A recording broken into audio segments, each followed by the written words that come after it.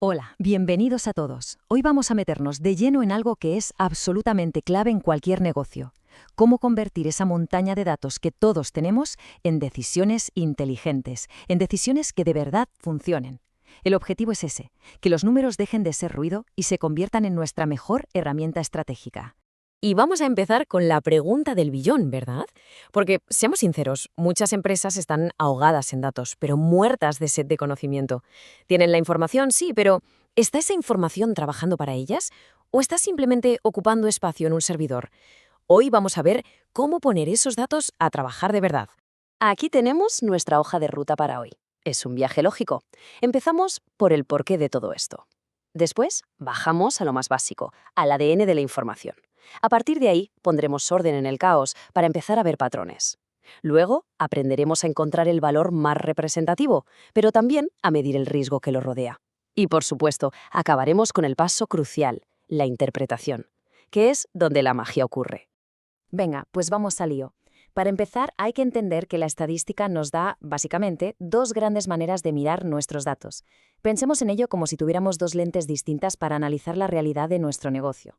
Por un lado, tenemos la estadística descriptiva. Esto es como mirar por el espejo retrovisor del coche. Nos ayuda a resumir, a organizar y a entender lo que ya ha pasado. Por ejemplo, coger todas las ventas del año pasado y ponerlas en una tabla clara. Por otro lado, la inferencia estadística.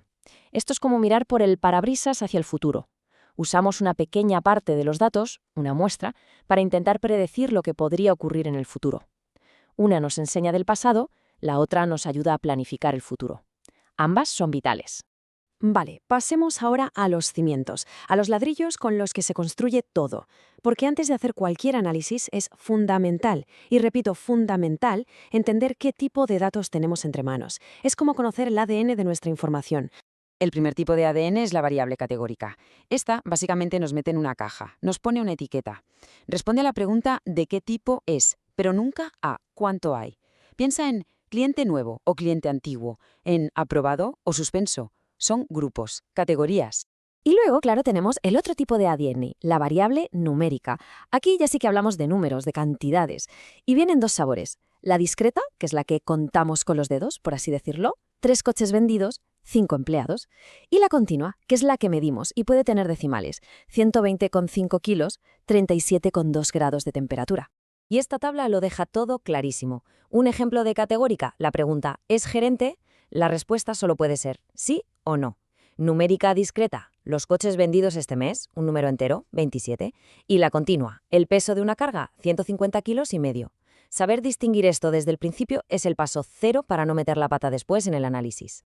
Pero la cosa se pone un poco más interesante. No solo hay tipos, sino también niveles. Es como una escalera. Abajo del todo, el nivel nominal. Etiquetas sin ningún orden, como Madrid, Barcelona, Sevilla. Subimos un peldaño y tenemos el nivel ordinal. Aquí las etiquetas sí tienen un orden, como pequeño, mediano, grande. Otro escalón, el de intervalo. Ya hay distancias iguales entre los números, pero el cero es un poco inventado, como en los grados Celsius. Y arriba del todo, el nivel de razón. Aquí el cero significa nada de nada, como en las ventas o el dinero. Saber en qué escalón estamos es clave, porque cada nivel nos permite hacer operaciones matemáticas más potentes. Muy bien, ya conocemos el ADN de nuestros datos. ¿Y ahora qué? Pues ahora toca arremangarse y poner un poco de orden. Vamos a convertir esas listas interminables y caóticas de números en algo que nos cuente una historia, en algo que revele patrones a simple vista. Y para eso, la herramienta número 1, la más básica pero increíblemente poderosa, es la tabla de frecuencias. Es tan sencillo como suena. Consiste en contar cuántas veces aparece cada cosa y apuntarlo en una tabla. Es el primer paso para domar la complejidad de los datos. Y aquí es donde vemos su magia en acción. Imaginad una fábrica con 1.440 empleados. En lugar de mirar 1.440 registros uno a uno, esta tabla nos da una radiografía instantánea. ¡Bum! De un vistazo vemos que el grupo más grande, más del 45%, son los que han faltado solo una vez. La realidad se vuelve evidente en cuestión de segundos. Pero si una tabla nos lo deja claro, un gráfico nos lo grita a la cara. Al pasar esos datos a un simple gráfico de barras, la historia es todavía más potente. Esa barra del medio, la más alta, salta a la vista. Un directivo no necesita ni leer los porcentajes, ve el gráfico y entiende la situación al instante. El poder de lo visual es brutal. Vale, ya tenemos los datos ordenaditos y visualizados. Ahora llega la pregunta que se hace cualquier gerente. Muy bien, ¿y cuál es nuestro resultado normal, el típico? Para responder a eso, la estadística nos da lo que llamamos las medidas de tendencia central. La más famosa, la que todo el mundo conoce, es la media, el promedio de toda la vida. Sumamos todos los valores, por ejemplo, los salarios de un equipo de analistas, y lo dividimos por el número de personas. Nos da un único número que, en teoría, representa el centro del grupo. Pero ojo, aquí viene la gran trampa de la media. Es muy sensible, muy chivata. Imagina que en ese equipo fichan a una superestrella con un sueldo altísimo. Ese único salario extremo arrastraría la media hacia arriba, dándonos una idea completamente falsa de lo que gana la gente normal de ese equipo. La media, a veces, puede mentir. Y para evitar que la media nos engañe, tenemos a su hermana lista, la mediana. La mediana es mucho más robusta. ¿Qué hace? Ordena todos los datos de menor a mayor y se queda justo con el del medio. Y punto. A la mediana le da igual si el salario más alto es el doble o el triple, ella no se mueve de su sitio. Por eso es perfecta para datos como salarios o precios de casas, donde suele haber valores extremos.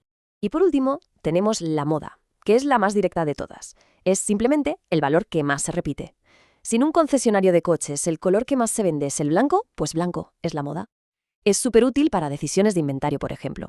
Responde a la pregunta, ¿qué es lo que más quiere la gente? Pues de eso tenemos que tener más. ¿Así de claro? Pero saber cuál es el valor central, el típico, es solo la mitad de la historia. Un buen gerente necesita saber más. Necesita saber cómo de fiables son sus datos.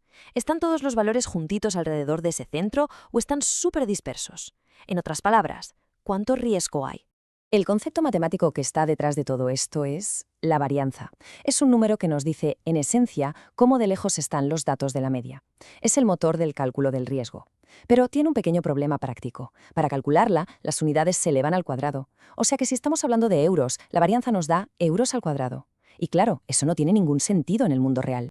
Y para solucionar este sinsentido, llega nuestra heroína, la desviación estándar. Es tan simple como hacer la raíz cuadrada de la varianza. ¿Y por qué es tan genial? Porque nos devuelve a las unidades originales. Pasamos de los absurdos euros al cuadrado a euros. Y eso sí que es una medida de riesgo que podemos entender y usar para tomar decisiones. Por ejemplo, ver un dato como este. Más menos $1.610. Esto sí que es información útil. Le dice a un gerente, oye, nuestro pronóstico de ventas es X, pero estate preparado porque lo normal es que la cifra real se mueva unos $1.610 arriba o abajo. De repente, el riesgo ya no es una idea abstracta, ahora tiene un número. Y con esto llegamos al final de nuestro viaje. Hemos entendido los datos, los hemos organizado, hemos encontrado su centro y hemos medido su riesgo. Tenemos los números. Pero, y esto es lo más importante, los números por sí solos no deciden nada. Ahora viene el paso más humano y el más crítico de todos, la interpretación. Esta frase lo clava, lo resume a la perfección. El análisis nos da los datos duros, la evidencia objetiva, pero la decisión final siempre necesita una fusión, la fusión de esa evidencia con la experiencia, con el conocimiento del mercado, con la estrategia de la empresa, con eso que llamamos la intuición de un buen profesional. Los datos informan, pero es el juicio humano el que decide. Y nos vamos con esta pregunta en el aire. Porque al final del día, en el mundo de los negocios, donde casi nada es 100% seguro, el verdadero arte de dirigir consiste en encontrar ese equilibrio perfecto entre hacerle caso a los datos y hacerle caso a la experiencia. La próxima vez que haya que tomar una decisión importante, ¿qué voz tendrá más peso?